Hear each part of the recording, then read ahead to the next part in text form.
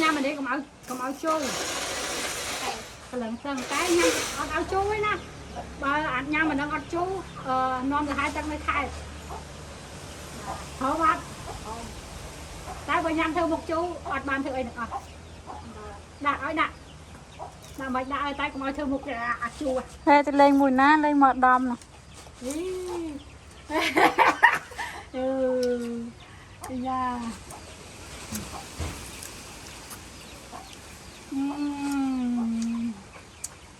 mới chẳng mới thôi cho anh mà nơi vi cho chất xì mà chu tặng tôi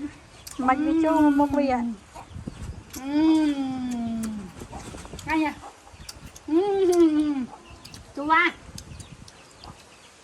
cay mày cho mắt chu máu mày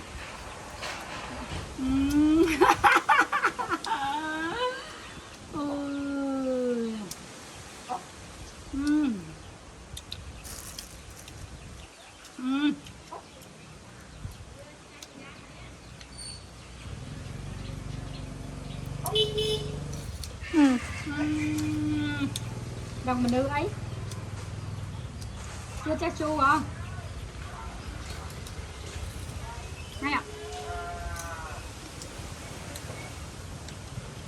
chú à